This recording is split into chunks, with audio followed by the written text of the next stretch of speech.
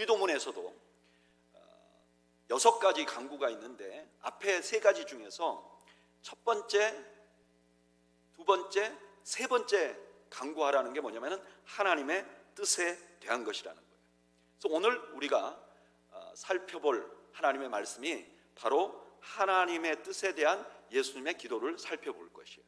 그리고 이 하나님의 뜻에 담긴 그 예수님께서 기도하라고 하신 이 기도에 담긴 의미가 무엇인지 함께 살펴보면서 은혜를 나누려고 합니다. 우리 방금 전에 읽었던 본문을 다시 한번 읽어볼까요? 마태복음 6장 10절 읽어보죠. 시작. 나라가 임하시오며 뜻이 하늘에서 이루어진 것 같이 땅에서도 이루어지이다. 나라가 임하시오며, 이건 지난주에 이미 살펴봤어요. 지난번에 뜻이 하늘에서 이루어진 것 같이 땅에서도 이루어지이다. 이 말씀이 과연 어떤 의미를 가지고 있는지 살펴볼 건데요, 맨 먼저 이 기도는 이렇게 시작합니다. 뜻이, 이 뜻이라는 것은 하나님의 뜻을 말하는 거죠. 하나님의 뜻은 뭐냐? 하나님이 원하시는 것, 하나님이 계획하시는 것, 혹은 하나님의 신적 성향에서 그냥 나오는 것, 이거 다 모두가 하나님의 뜻이라고 말할 수 있어요. 근데 그 다음 말이 중요해요. 뭐라고 말하냐면 하늘에서 이루어진 것 같이. 아니, 하나님의 뜻이 이 땅에 임하는 것이 소원이라면 하늘에서 이루어진 것 같이라는 말은 필요 없잖아요. 그냥 뜻이 이 땅에 이루어지게 해 주십시오, 하나님의 뜻이 이 땅에 이루어지게 해 주십시오, 그러면 되는데 왜 하늘에서 이루어진 것 같이 라고 말했을까? 이것에 대해서 윌런 윌스비라는 그 미국의 아주 유명한 목사님이 있거든요. 이 목사님이 이렇게 설명을 해요.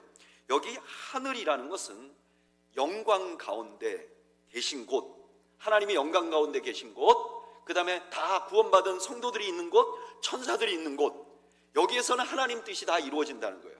근데 땅이라는 것은 어떤 것이냐? 땅은 잃어버린 죄인들이 사는 곳, 귀신들과 하나님을 대적하는 자들이 사는 곳, 그러니까 이 땅에서는 하나님의 뜻이 이루어지지 않는다, 이런 의미를 담고 있다고 말해요. 그래서 정리를 해보면 이분은 하늘은 하나님의 뜻이 성취되는 곳이고 땅은 하나님의 뜻이 성취 안 되는 곳이다, 이렇게 설명을 했어요. 근데 저는 이 목사님의 설명에 반대합니다.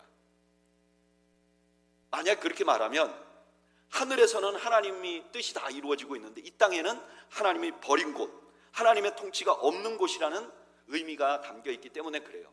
그러면 이 하늘에서 이루어진 것 같이 할 때 이 의미는 무슨 뜻인가? 저는 여기에 하늘이라는 단어에 좀 주목해 하기를 원해요. 유대인들은 하나님이라는 말을 쓰기를 두려워합니다. 그래서 하나님이라는 말을 대신해서 쓸 때 하늘이라고 써요. 제가 여러 번 반복했지만, 그래서 이 마태복음에서는 주로 유대인들이 읽는 성경을 쓸 때 하나님 나라라고 말하지 않는다고. 뭐라고 말한다고요? 하늘나라. 그래서 우리말로는 천국이라고 번역을 했다는 거예요. 그러니까 지금 여기 하늘이라는 말은 하나님하고 동의어일 가능성이 높다. 두 번째, 주기도문의 두 번째 청원이 뭐냐면은 하나님 나라가 이 땅에 임하게 해달라는 거예요. 그런데 여러분, 두 번째 청원인 하나님 나라가 이 땅에 임하고 뜻이 하늘에서 이룬 것 같이 땅에서도 이루어진다 하는 이 두 가지 기도는요, 매우 밀접해요. 어느 정도로 밀접하냐면은 누가복음에 보면 이 그 주기도문이 나오거든요. 근데 누가복음 11장 2절에 이렇게 말해요. 예수께서 이르시되 너희는 기도할 때 이렇게 하라. 아버지여 이름이 거룩히 여김을 받으시오며 나라가 임하시오며. 뜻이 하늘에서 이루어진 것 같이 땅에서도 이루어지게 해달라는 기도는 안 해요. 다시 말하면 뭐냐면은 누가가 보기에는 예수님의 이 두 번째 말씀은 세 번째 말씀은 두 번째 말씀과 매우 유사하다. 하나님 나라가 이 땅에 임하는 것과 뜻이 하늘에서 이룬 것 같이 이 땅에 임하는 것이 굉장히 유사하다는 거예요. 그러면 그런 의미로 보면 여기 하늘이라는 것은 하나님 나라를 의미하는 거예요.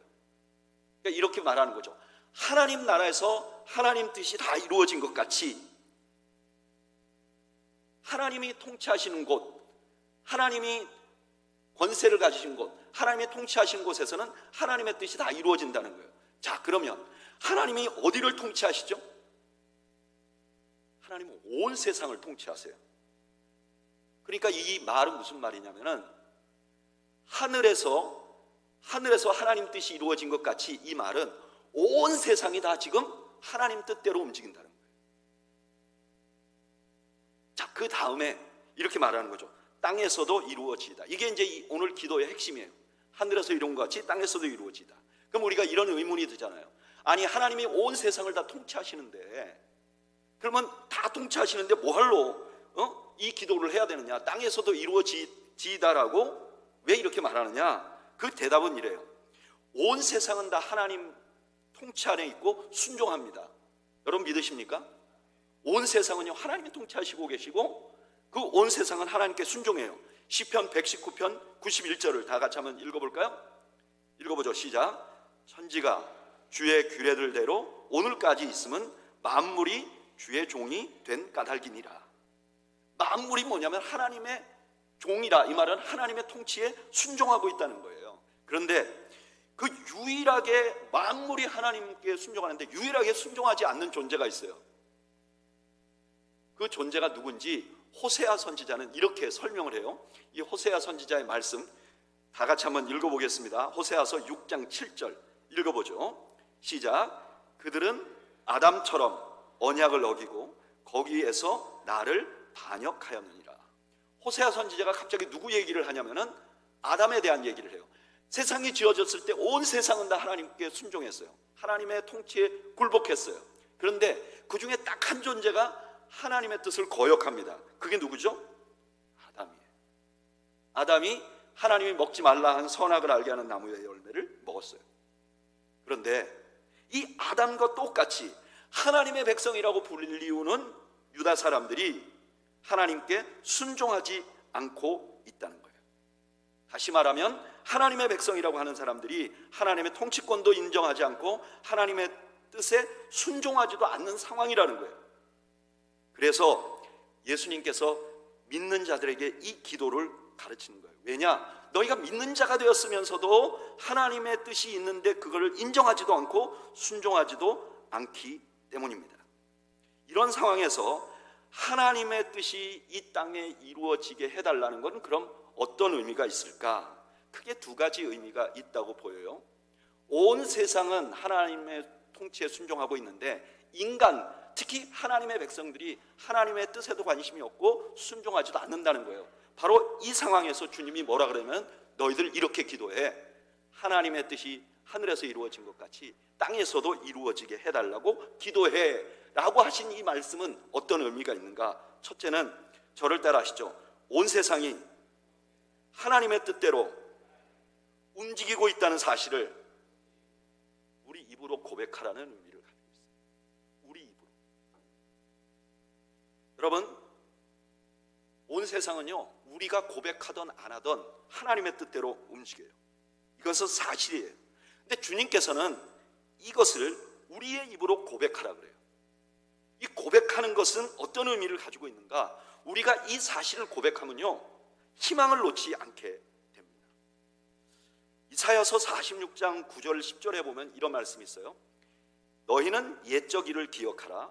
나는 하나님이라. 나 외에 다른 이가 없느니라. 나는 하나님이라. 나 같은 이가 없느니라. 내가 시초부터 종말을 알리며 아직 이루지 아니한 일을 옛적부터 보이고 이루기를 나의 뜻이 설 것이라. 내가 나의 모든 기뻐하는 것을 이루리라 하였노라.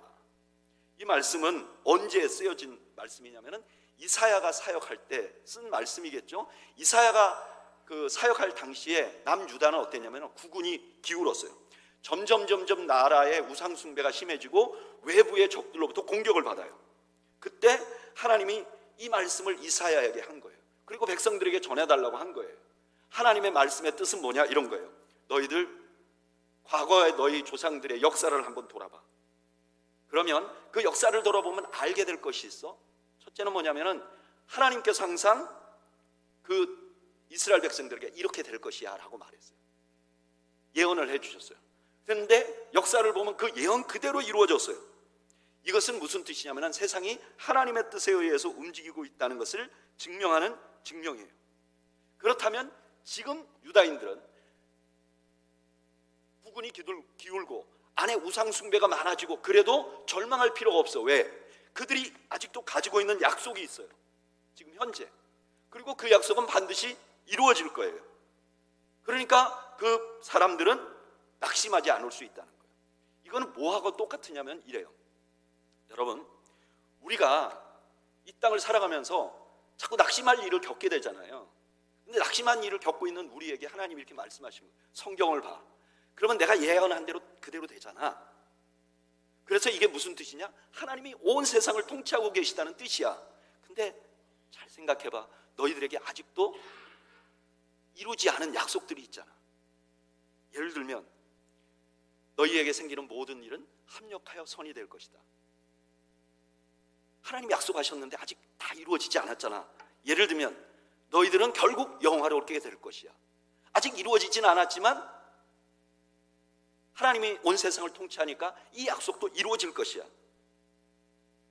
결국 하나님이 온 세상을 통치하시고 하나님의 뜻대로 이루어진다는 사실을 아는 사람은 절대로 좌절하거나 절망할 수 없어 라고 말씀하고 있는 것이죠. 우리가 하나님이 온 세상을 통치한다고 입으로 고백하면 우리는 절대로 낙심할 수 없어요. 또 하나, 우리가 입으로 하나님이 온 세상을 통치한다고 고백하면요, 내가 버림받았다고 생각할 수도 없어요. 마태복음 10장 29절에 예수님이 이렇게 말씀하셨어요. 참새 2마리가 한 아사리온에 팔리는 것이 아니라 그러나 너희 아버지께서 허락하지 아니하시면 그 하나도 땅에 떨어지지 아니하리라. 예수님이 이렇게 말씀하시는 거죠. 지금 온 세상에 하나님의 뜻이 아니고는 아주 작은 일도 일어나지 않아. 이 말을 왜 했는가? 그 말씀하신 이유가 31절에 나와요. 31절에 뭐라 그러면 두려워하지 말라 그래요. 제자들이 뭘 두려워했을까? 이 마태복음 10장의 배경은 이래요. 제자들이 나가서 복음을 전하라는 거예요. 복음을 전하면 핍박을 받아요. 핍박을 계속 받으면 이런 생각이 드는 거죠. 내가 복음을 전하는데 왜 나한테는 자꾸 안 좋은 일이 일어나지? 하나님이 나를 버리셨나? 그런 두려움이 생긴다는 거예요. 그런데 예수님이 이렇게 말씀하시는 거죠. 그런 두려움을 가질 필요 없어. 왜냐? 온 세상을 봐. 하나님이 모든 세상에 작은 일을 하라도 하나님 뜻이 아니고 이루어지는 일은 없어. 그렇다면 세상이 아무리 어렵고 네가 아무리 힘들어도 세상은 하나님 뜻대로 움직여. 하나님이 너희 아버지야. 하나님 너를 절대로 버릴 수 없어. 어떤 상황에 있더라도 너가 버려졌다는 증거가 되지 못해. 우리가 입으로 고백하면, 우리가 하나님이 온 세상을 통치하고 있다고 입으로 고백하면 우리가 버려졌다는 생각을 결탄코 할 수 없다는 거예요. 우리 주님은 우리가 이것을 잊지 않기를 바란 거예요. 우리가 고백한다고 하나님의 통치가 이루어지고 우리가 고백하지 않는다고 하나님의 통치가 이루어지지 않는 것은 아니에요. 그런데 우리가 하나님이 이 땅을 통치하시고 계시고 하나님의 뜻이 그대로 이루어졌다는 사실을 고백하는 한 우리는 현실을 보고 좌절하고 절망할 수 없는 것입니다. 그래서 예수님께서 이것을 주님 가르쳐 주신 기도, 우리가 제자들이 기도할 때마다 이 기도 꼭 하라고 말씀하신 거예요. 저는 여러분들이 하나님께서 온 세상을 통치하신다는 사실을 우리가 주기도문 할 때마다 잊지 않으시는, 기억하시는 여러분들이 되시기를 바랍니다. 절대로 잊지 마십시오. 하나님이 온 세상을 통치하십니다. 그리고 또 하나, 이 기도는요, 하나님이 온 세상을 통치한다는 걸 잊지 말라는 뜻도 되지만 여기서 그치는 기도는 아니에요. 한 걸음 더 나갑니다. 어떤 의미가 있는가? 두 번째로 저를 따라 하시죠. 그 하나님의 뜻을 신뢰한다는 의미가 담겨 있습니다. 우리가 하나님의 뜻이 하늘에서 이루어진 것 같이 이 땅에 이루어지십시오라고 하는 말은 하나님이 온 세상을 통치하고 계시다는 걸 그냥 지식적으로 아는 것으로 끝나는 게 아니라 내가 그 하나님의 뜻을 신뢰합니다 하는 의미가 담겨 있다는 거예요. 이것이 이슬람교가 믿는, 그 아랍 사람들이 믿는, 이슬람교가 믿는 인샬라하고 하나님의 뜻이 이 땅에 이루어지게 해달라는 기도하고의 큰 다른 점입니다. 아랍인들이 고백하는, 알라에게 고백하는 인샬라는 이런 뜻이에요. 어차피 일어날 일은 일어나고 어차피 안 일어날 일은 안 일어납니다. 인샬라. 그냥 되는 일은 되고 안 되는 일은 안 됩니다. 너무 거기에 매이지 마십시오. 이런 뜻이에요. 근데 지금 예수님께서 가르치신 이 기도는 어떠냐면, 하나님, 적극적으로 하나님의 뜻이 내 삶에 이루어지게 해 주십시오라고 하는 것은 하나님의 뜻에 대한 전적인 신뢰를 고백하는 거예요. 그래서 이 기도에는 세 가지 특별한 의미가 담겨 있어요. 첫째는 뭐가 담겨 있냐면은 나의 뜻보다는 하나님의 뜻이 나에게 더 좋습니다 하는 고백이 담겨 있는 거예요. 여러분, 이걸 인정하십니까? 나의 뜻보다는 하나님의 뜻이 나에게 이루어지는 것이 나에게 더 좋다는 것을 인정하십니까? 톨스토이가 쓴 사람은 무엇으로 사는가라는 단편 소설이 있어요. 이 소설의 전체 내용은 그 천사였던 미하엘이 이제 땅으로 쫓겨나요. 무슨 일이 있는지. 그래서 쫓겨난 다음에 하나님이 그 쫓겨나는 천사 미하엘에게 이렇게 말합니다. 네가 인간들이 꼭 알아야 될 세 가지 질문에 대해서 답을 가져오면 다시 너를 천국으로 올려주겠다. 이런 약속을 받고 이 천사가 땅에 떨어집니다. 근데 그 내용 중에 이런 내용이 있어요. 이 천사 미하엘이 구두 수송공이 됩니다. 근데 구두를 너무 잘 만들어요. 그래서 온 사방에 이 구두 잘 만든다는 소문이 나 있고 너무너무 튼튼하게 만든다는 소문이 납니다. 근데 어느 날 그 구두방에 아주 그 도시의 큰 부자가 방문을 합니다. 그리고 그 당시에 볼 수 없는 최고급 가죽을 갖고 와요. 그리고 이렇게 말합니다. 이걸로 내 신발을 만들어줘. 나는 이제 전쟁에 나가서 싸움도 해야 되고 그런 사람이니까 이 신발을 튼튼하게 만들어줘. 적어도 1년 동안은 그 실바늘 하나도 이렇게 떨어지지 않도록 그렇게 너무 튼튼하게 만들어줘. 이렇게 요구를 합니다. 그리고 만약에 네가 그렇게 만들지 못할 시에 1년 안에 이 구두가 망가지면 내가 너는 가만두지 않을 거야. 반드시 감옥에 넣을 거야. 왜냐하면 네가 구두를 잘 만든다고 헛소문을 퍼뜨린 증거가 되기 때문이야. 협박을 합니다. 근데 이 천사 미하엘이 그 부자를 보니까 그 부자 뒤에 죽음의 천사가 있는 거예요. 그 부자가 간 다음에 이 미하엘이 그 비싼 가죽을 가지고 멋진 부츠를 만드는 게 아니라 장례식 때 사람에게 신기는 이런 신발 같은 털신 같은 걸 만듭니다. 나중에 주인이 왔어요. 주인이 와서 이 미하엘에게 왜 저분의 장화를 만들려고 그랬더니 이런 장례식에나 쓰는 볼품없는 구두를 만들었느냐고 막 야단을 칩니다. 근데 얼마 후에 이 부자가 뇌졸중으로 세상을 떠났다는 소식을 듣게 돼요. 그때 이 미하엘이 자기에게 하나님이 준 세 가지 질문에 대한 한 가지 답을 얻습니다. 그 질문이 뭐냐면은 사람에게 허락되지 않는 것은 무엇인가? 하나님이 사람에게 절대로 안 준 게 무엇인가? 그 답을 이렇게 얻어요. 인간은 자신에게 진짜 필요한 것이 무엇인지 아는 능력이 허락되어 있지 않다. 여러분, 우리는요 내가 원하는 것은 많아요. 근데 그것이 반드시 나에게 도움이 될 것이라고 하는 사실을 아는 사람은 아무도 없다는 거예요. 그 대표적인 사람이 누구냐? 하와예요. 여러분, 하와가 사단이 와서 꼬임을 합니다. 선악을 알게 하는 나무의 열매를 먹으라고. 그랬더니 이 하와가 그 선악을 알게 하는 나무의 열매를 보니까 어떻게 보이냐? 창세기 3장 6절에 이렇게 말해요. 여자가 그 나무를 본즉 먹음직도 하고 보암직도 하고 지혜롭게 할 만큼 탐스럽기도 한 거죠. 하와 눈에는 저 선악을 알게 하는 나무의 열매를 따먹으면 자기가 지혜롭게 될 것이라고, 분명히 자기에게 도움이 될 것이라고 생각하고 따먹은 거예요. 따먹은 결과 어떻게 했죠? 그는 에덴 동산 파라다이서 쫓겨나요. 뿐만 아니라 온 인류가 그 이후에 죽음의 통제 안에 살 수 있도록 불행을 만듭니다. 베드로를 보세요. 예수님께서 베드로와 제자들에게 이렇게 말씀하셨어요. 내가 이제 조금 후면 예루살렘에 가서 십자가를 지고 죽을 것이다. 그랬더니 베드로가 뭐라 그랬어요? 주님, 절대 그러면 안 됩니다. 베드로가 생각할 때 우리 주님이 지금 우리 가운데 계시는데 이분이 십자가에 죽으면 우리는 완전히 망하는 거예요. 그러니까 이건 말려야 돼. 이걸 말리는 것이 자기에게 좋다고 생각을 한 거예요. 근데 그런 베드로에게 예수님이 뭐라고 말했죠? 마태복음 16장 23절에 예수께서 돌이키시며 베드로에게 이르되 사탄아 내 뒤로 물러가라. 우리 인간들은요 원하는 게 있어요. 나에 대해서. 그런데 그 원하는 것이 나에게 꼭 도움이 될지 안 될지는 모르는 거예요. 반대로 하나님께서 나에게 주시는 것은 내가 그것이 나에게 도움이 되고 내가 좋아하든 좋아하지 않던 하나님께서 나에게 주시는 것은 항상 우리에게 좋은 것을 주세요. 여러분 믿으십니까? 마태복음 7장 11절 우리 한번 읽어볼까요? 읽어보죠. 시작. 너희가 악한 자라도 좋은 것으로 자식에게 줄 줄 알거든 하물며 하늘에 계신 너희 아버지께서 구하는 자에게 좋은 것으로 주시지 않겠느냐. 여러분, 우리 하나님은요 우리에게 좋은 것을 주십니다. 여러분 믿으십니까?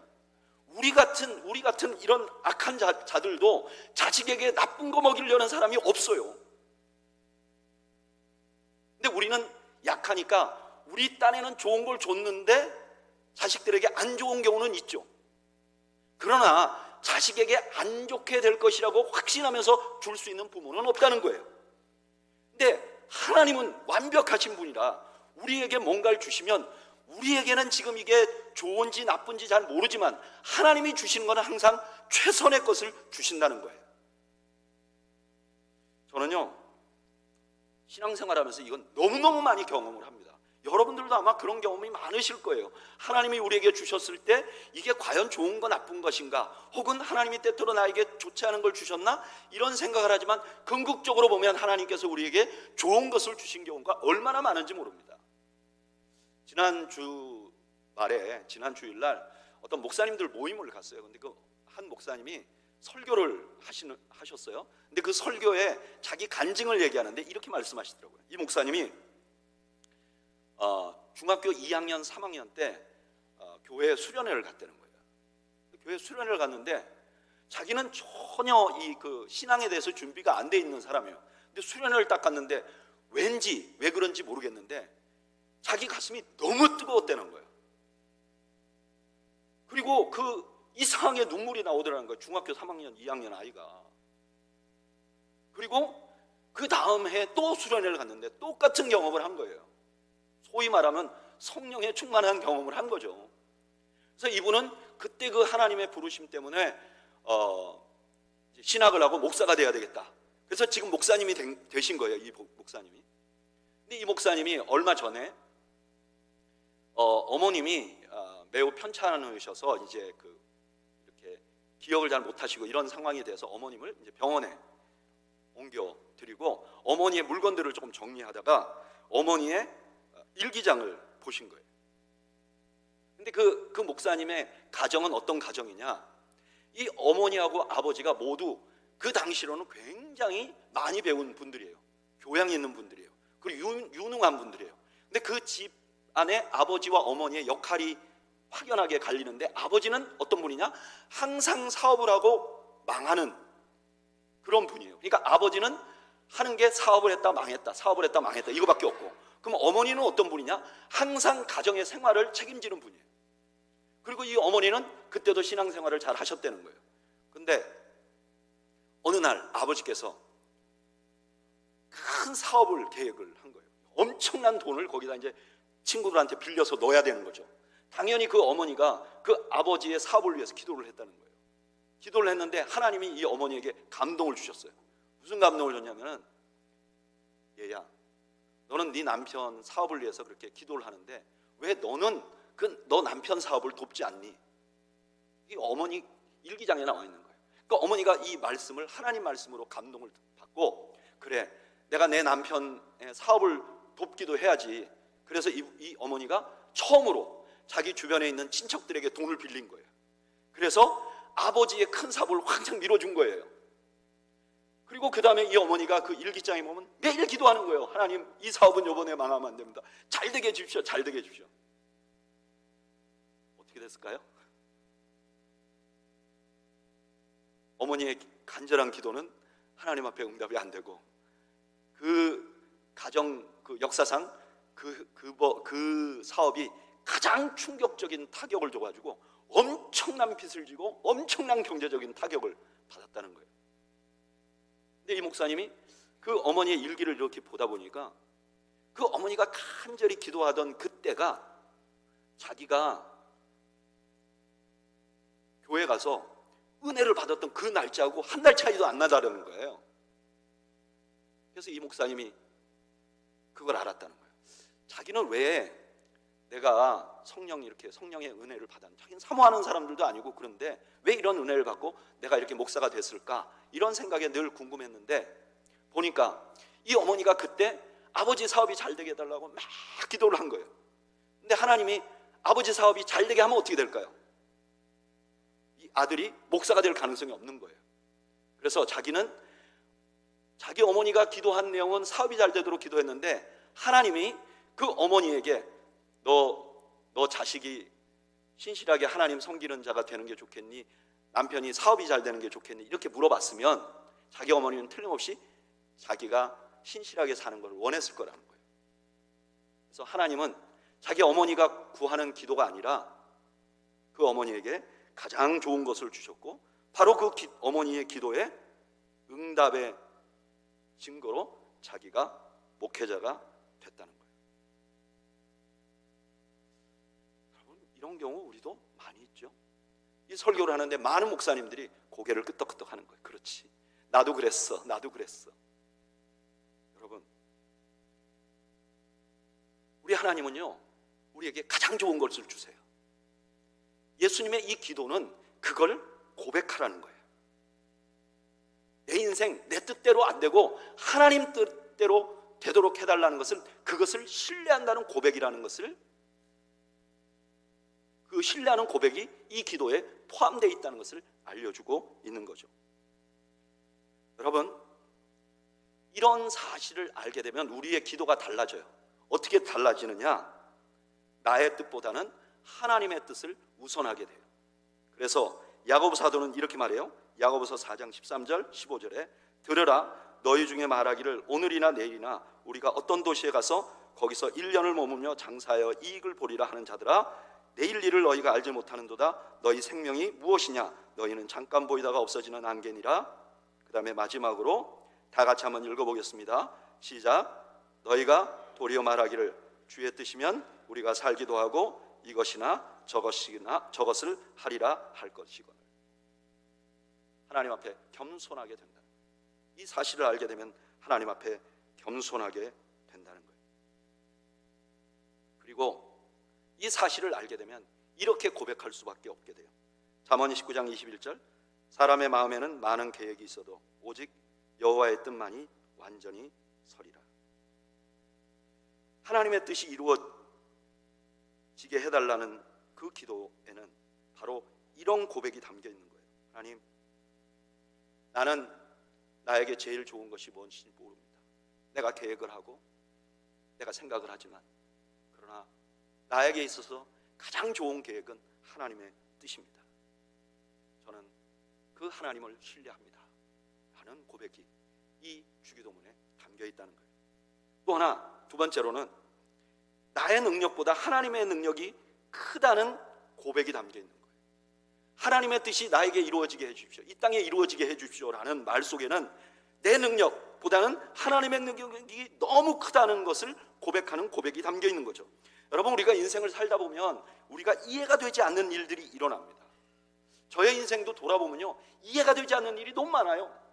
아주 정확하게 말하면요, 이해가 되는 일보다 이해가 안 되는 일이 훨씬 많아요. 그런데 저같이 의심 많은 사람들은요, 이해가 안 되면 신뢰를 못해요. 이해가 안 되면 신뢰를 못해요. 제가 옛날에 어떤 설교 예화집에 이런 이야기를 본 적이 있어요. 어떤 사람이 길을 가다가 그만 발을 헛디뎌서 떨어졌어요. 그래가지고 막 떨어지는 중에 다행히도 그 나뭇가지가 하나 있는데 그 나뭇가지를 붙들었어요. 그리고 이 사람이 이제 대롱대롱 매달려 있는 거예요. 떨어지면 죽는 거죠. 이분이 그 대롱대롱 매달려서 간절히 하나님 앞에 기도했어요. 하나님, 나를 구해 주십시오. 하나님, 나를 구해 주십시오. 그랬더니 갑자기 하나님이 탁 나타났다는 거예요. 이건 예화집에 있는 거예요. 그냥 이건 뭐 성경에 있는 게 아니라 하나님이 탁 나타나신 거예요. 그래서 하나님이 이렇게 말씀하셨대. 내가 너 구해주랴. 네, 하나님 구해주세요. 그러니까 하나님이 이렇게 말씀하신 거죠. 두 손을 다 놔라. 그랬더니 그 나뭇가지를 잡고 있던 사람이 갑자기 좀 생각을 하더니 갑자기 이렇게 소리 지르더래요. 거기 하나님 말고 다른 분은 없으세요? 이렇게. 이게 우리의 모습이죠. 이해가 안 되면 순종하지 않는 거예요. 네, 여러분, 하나님은 우리가 생각하는 것보다 훨씬 더 크고 놀라운 뜻을 가지신 분이에요. 여러분 믿으십니까? 이사야서 55장 9절, 이는 하늘이 땅에서 높음 같이 내 길은 너희의 길보다 높으며 내 생각은 너희 생각보다 높음이니라. 그래서 우리는요, 하나님의 뜻을 다 이해하지 못해요. 로마서 11장 33절에 바울이 뭐라고 그랬죠? 깊도다 하나님의 지혜와 지식의 풍성함이요 그의 판단은 헤아리지 못할 것이며. 우리가 이해가 안 된다는 거예요. 그런데 우리는 여기서 중요한 사실을 하나 알게 돼요. 내가 이해가 안 되는데도 신뢰할 수 있는 방법이 있는 거예요. 그게 뭐냐면은 내가 신뢰해야만 하는 그 사람의 능력이 얼마나 큰지를 알면 우리가 그에게 순종하게 된다는 거예요.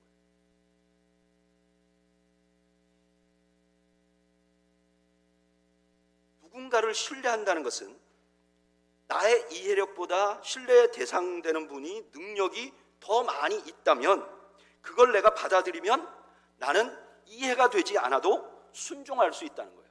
이게 대표적인 사람이 누구냐면 마리아예요. 천사가 마리아에게 나타나서 이렇게 말해요. 너 아들을 낳을 것이야. 마리아가 아니 제가 어떻게 아들을 낳아요? 그랬더니 천사가 이렇게 말했어요. 하나님이 능하지 못한 일이 있겠느냐? 마리아가 뭐라고 대답하죠? 마리아가 이르되 주의 여종이오니 말씀대로 내게 이루어지이다. 마리아는요, 하나님의 능력이 자기가 생각하고 상상할 수 없을 만큼 크다는 것을 알았어요. 그래서 자기는 이해가 되지 않지만 하나님의 능력을 신뢰했기 때문에 그는 하나님 앞에 순종하기로 한 거죠. 여러분, 우리가 조금 아까 아주 중요한 사실을 알았어요. 하나님은 우리보다 너무너무 큰 계획을 갖고 계세요. 우리가 이해할 수 없는 계획, 그런 것들이 너무 많아요. 그리고 우리 모두는요 그런 경험을 하고 있어요. 그 대표적인 예 중에 하나가 여러분 우리 교회가 여기서 이 건물에서 예배드리는 거예요. 3년 됐잖아요. 3년 전에 어떤 분이 이렇게 제안했어요. 아 목사님 여기 미국 교회가 비어있는데 여기 가서 예배를 드리면 어떨까요? 근데 제가 첫 번째 이렇게 생각했어요.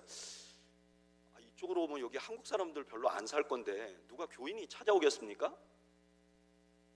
그랬더니 모두가 다 동의했는데 딱 한 사람이 저한테 이렇게 얘기하더라고요.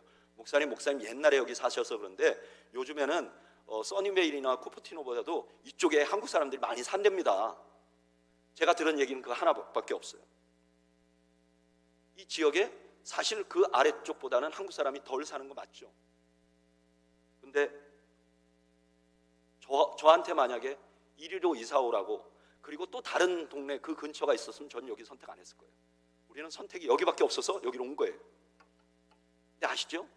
지난 3년간 우리 교인들의 절반이 새로 왔어요. 지금 여기 앉아 계신 분들의 절반 정도가 이 건물로 교회를 온 거예요. 우리가 생각하는 생각은 너무나 작아요. 그래서 하나님의 뜻은 이해할 수 없을 만큼 커요. 지금 예수님께서 하나님께 하나님의 뜻이 여기 이루어지게 해 주십시오. 이 말은 무슨 뜻이냐면 하나님, 나는 다 이해 못해요. 나는 이해가 안 되는 일이 너무 많아요. 그러나 하나님은 세상에서 누구보다도 크고 더 큰 계획을 가지고 계시는 분이시잖아요. 나는 그 하나님을 신뢰해요. 그러니까 하나님이 원하시는 대로 해주세요라는 고백이 여기에 담겨 있는 거죠. 여러분 그 하이라이트가 뭐죠? 십자가잖아요. 사탄은요 예수님만 죽이면 끝나는 줄 알았어요. 그래서 예수님에게 가장 가까운 제자에게 들어갔어요. 그리고 그 제자를 통해서 예수님을 십자가에 못 박았어요. 못 박을 때 사단은 갖은 방법을 다 썼어요. 예수님이 절대로 메시아로 보이지 않도록 하기 위해서 로마인들에게 두들겨 맞게 했어요. 그리고 창에 찔리게 했어요. 누가 봐도 조롱받게 했어요. 벌거벗겼어요. 사탄은 그걸로 끝나는 줄 알았어요. 근데 하나님은 그 십자가의 방법으로 세상의 모든 권세를 제압하셨어요. 십자가는요 하나님의 계획이 우리가 생각하는 것 이상이라는 것을 알려줘요. 그래서 그 십자가를 뭐라 그러냐면 하나님의 지혜라고 말하는 거예요. 여러분, 오늘 예수님의 이 기도는 우리에게 이것을 요청하는 거예요. 여러분들이 이해되지 않는다고 하나님 앞에 원망하지 마세요. 여러분들이 이해되지 않는 일이 일어난다고 하나님 앞에 나의 상황에 대해서 절망하지 마세요. 하나님은 우리보다 훨씬 더 크신 분입니다. 그리고 우리의 가장 큰 절망을 통해서 가장 큰 희망을 만드실 수 있는 분이신 거예요. 예수님께서는 우리가 그것을 고백하기를 원하시는 겁니다. 저를 따라 하시죠. 하나님께서는 나의 가장 큰 절망을 통해서 가장 큰 승리를 만드실 수 있는 분입니다. 마지막으로 예수님의 이 가르치신 기도에는 무엇이 포함되어 있냐면 저를 따라 하시죠. 나의 상황보다는 하나님의 마음을 더 신뢰한다는 고백이 담긴 겁니다. 여러분, 우리는요, 상황이 안 좋으면 하나님을 신뢰하기가 어려워요. 근데 상황이 안 좋아도 누군가를 신뢰하는 방법이 있긴 있어요. 그게 어디 나오느냐? 예레미야서 29장 11절에 나와요. 제가 읽어드릴게요. 여호와의 말씀이니라 너희를 향한 나의 생각을 내가 아나니 평안이요 재앙이 아니라 너희에게 미래와 희망을 주는 것이니라. 지금 이 상황이 어떠냐면 유대인들이 포로로 잡혀가고 있어요. 절망스러운 상황이에요. 근데 이런 상황에 하나님께 신뢰가 안 되잖아요. 근데 예레미야 선지자가 이렇게 말하는 거예요. 여러분, 상황은 하나님 신뢰할 만한 상황이 아닌 거 알아요. 그런데 여러분, 우리 하나님의 마음을 보세요. 하나님의 심정을 보세요. 그러면 신뢰하게 될 것이에요. 저는 부부 관계가 종종 이런 일이 일어나는 필드라고 생각합니다.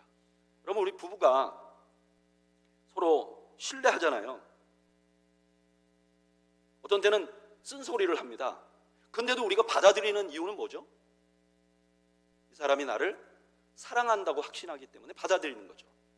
마찬가지로 우리 하나님께서 우리를 얼마나 사랑하시는지를 알게 되면 내 상황이 어렵고 또 절망적인 상황이라도 그 하나님을 신뢰할 수 있게 된다는 거예요. 그게 예레미야서의 말씀이에요. 그리고 이것은 오늘을 사는 우리의 삶에서도 너무 많이 나타납니다. 제가 컴패션에서 한 5년 사역을 했잖아요. 전 세계 아주 가난한 나라들은 대부분 다 가봤어요. 그리고 그 가난한 나라에서도 가난한 지역에 가봤어요. 근데 참 특이한 게 있어요. 컴패션에 가입을 하면요, 아이들에게 한국 돈으로 45,000원, 미국 달러로 한 38불? 그 정도를 도와줘요. 근데 이 금액은요, 굉장히 작은 금액이에요. 그래서 이 아이에게 이게 그 아이가 컴패션에 후원을 받아도 이 아이가 그 금액으로 생활이 달라지지 않아요. 그래서 방문해 보면 컴패션에 조인했는데도 그 집에 가보면 여전히 가구가 하나도 없어요. 여전히 지붕에는 물이 새요. 여전히 아버지가 집을 나갔으면 아버지가 없는 상태로 살아요. 근데 희한하게요, 아이들이 절망하지 않아요. 희망을 갖고 있어요. 저는 처음에 이게 너무 이상했어요. 왜 38불 정도 주는 이 돈 중에 일부는 의료에 가고 일부는 이 아이에게 가는데 이 적은 돈밖에 안 주는데 생활이 하나도 안 변했는데 얘네들은 왜 희망을 갖게 됐을까? 한참 후에 알았어요. 아이들에게요, 이렇게 물어봐요. 너희들 제일 좋아하는 성경 구절이 어디야? 그러면요, 놀랍게도 많은 아이들이 우리가 조금 전에 읽었던 예레미야서 29장 31절을 말해요. 저의 생애의 가장 중요한 성경 말씀은 예레미야서 29장 11절입니다. 여호와의 말씀이니라 너희를 향한 나의 생각을 내가 아나니 평안이요 재앙이 아니다. 아이들이요, 그 하나님의 마음을 알아버린 거예요. 그리고 그 하나님의 마음을 알게 되니까 상황과 상관없이 그 하나님을 신뢰하게 되는 거죠. 그리고 나니까 이 아이들의 현재의 여러 가지 어려움들이 이 아이들을 넘어뜨리지 못하게 되는 거죠. 여러분, 하나님이 우리를 얼마나 사랑하시는지 알면 우리는 하나님의 뜻 그것이 그대로 나에게 이루어지게 해달라고 기도할 수 있게 되는 거예요. 우리는 어떠한 상황에도 절망하거나 좌절하지 않을 수 있는 거예요. 하나님을 신뢰할 수 있는 거예요. 저는 이것을 십자가를 알고 나서 알게 됐어요. 저는 어려서부터 교회를 다녀서 십자가에 대한 얘기를 너무 많이 들었어요. 그런데 이 십자가야말로 하나님이 나를 얼마나 사랑하시는지를 보여주는 증거라는 사실을 알게 되고 나서 저의 인생에는 두 가지가 없어졌어요. 첫째는 뭐냐면 신앙적인 갈등이 없어졌어요. 저는 의심이 많아서 매일 제가 요동을 쳐요. 그런데 하나님이 나를 이렇게 사랑했는데, 내가 너를 사랑하는 걸 이렇게 증명했는데 라는 십자가의 메시지를 듣고 나서 저는 한 번도 하나님의 사랑과 저의 구원에 대해서 의심한 적이 없어요. 그리고 두 번째로는 저의 인생에 대한 신뢰감이 생겼어요. 이제까지 살아오면서도 내가 원하지 않는 일이 많이 일어났는데 돌아보면 그것이 다 하나님의 사랑 안에 있었어. 그렇다면 내 이후의 내 삶도 결국 하나님의 사랑 안에 있고 하나님이 나를 붙들어 주신다는 신뢰감이 저를 흔들리지 않게 하는 거죠. 여러분, 하나님의 뜻이 이루어지게 해달라는 이 기도에 바로 이런 고백이 담겨 있는 거예요. 하나님, 세상이 아무리 어려워도 하나님께서 나를 사랑하신 그 마음을 알기에 저는 하나님을 신뢰합니다.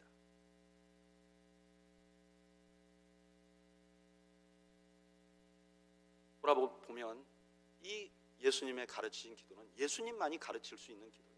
예수님 누구시죠?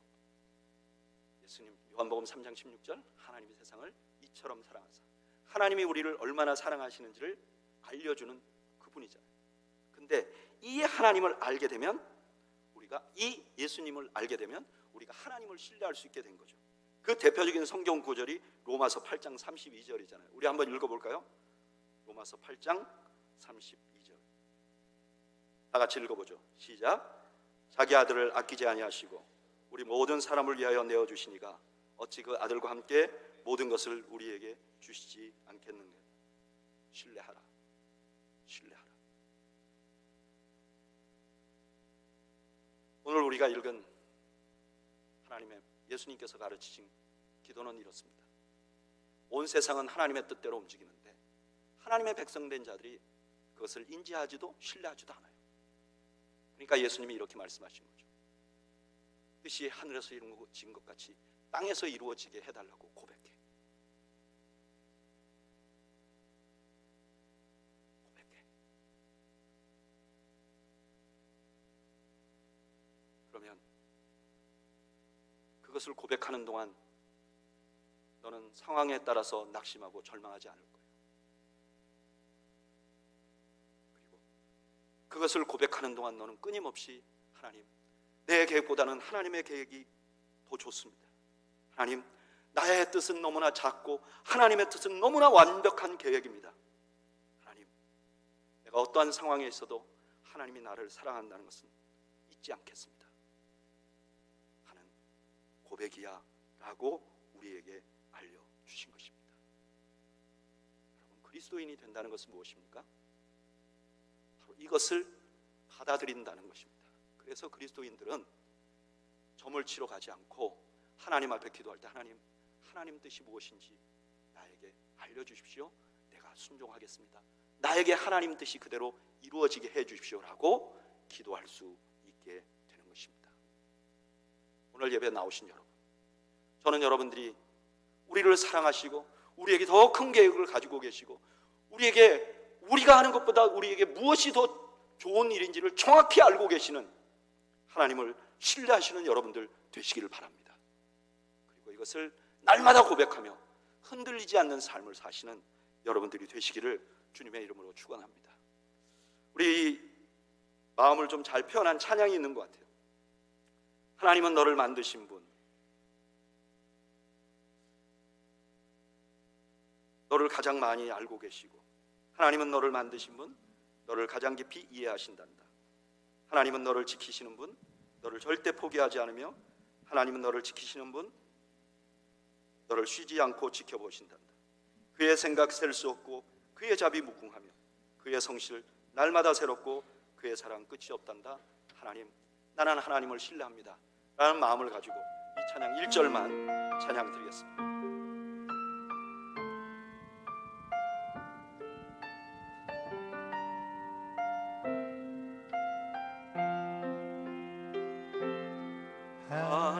하나님은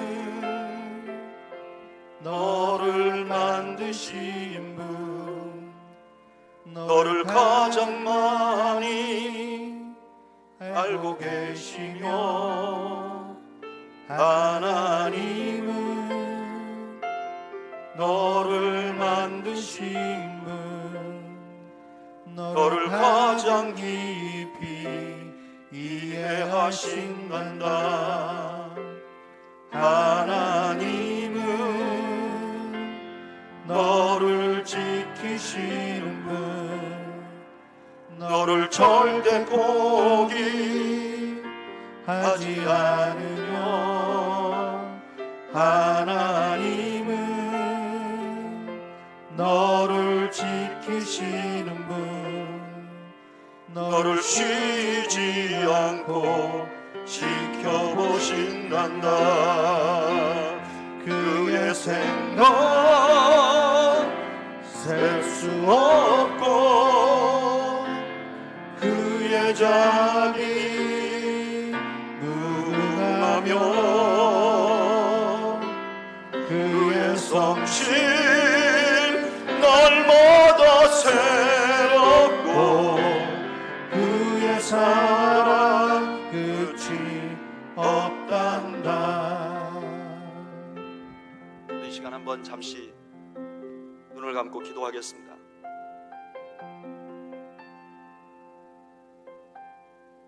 세상은 다 하나님 뜻대로 되는데, 아담처럼 수많은 구약의 백성들처럼 그 사실을 인정하지 않고 신뢰하지 않아서 끊임없이 불안하고 끊임없이 불만족하며 끊임없이 좌절하는 하나님의 백성들에게 우리 주님께서 이렇게 말씀하십니다. 입을 열어서 뜻이 하늘에서 이루어진 것 같이 땅에서 이루어지게 해달라고 기도하라. 하나님, 내 뜻이 아니라 하나님의 뜻이 나에게 가장 좋은 것임을 고백합니다. 하나님, 내 생각이 아니라 하나님의 생각이 나에게 가장 완벽함을 고백합니다. 하나님, 상황이 아니라 하나님의 마음이 나에게 더욱더 중요함을 고백합니다. 고백하기를 우리에게 촉구하십니다. 우리 시간 다 함께 하나님, 저는 그 사실을 인정합니다. 그리고 하나님을 신뢰하며 남은 인생을 살겠습니다. 나를 도와주옵소서. 우리 잠시 소원하며 기도하겠습니다. 함께 기도하겠습니다.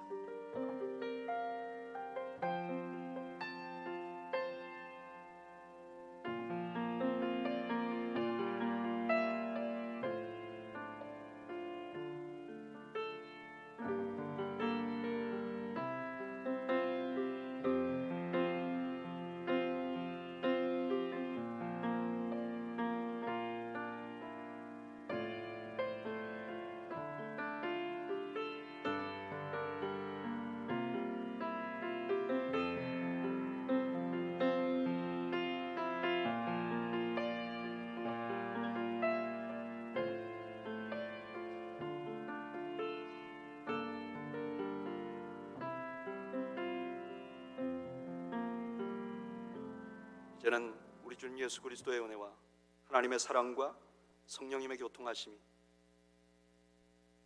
나의 뜻과 나의 계획과 내가 처한 환경을 신뢰하는 것이 아니라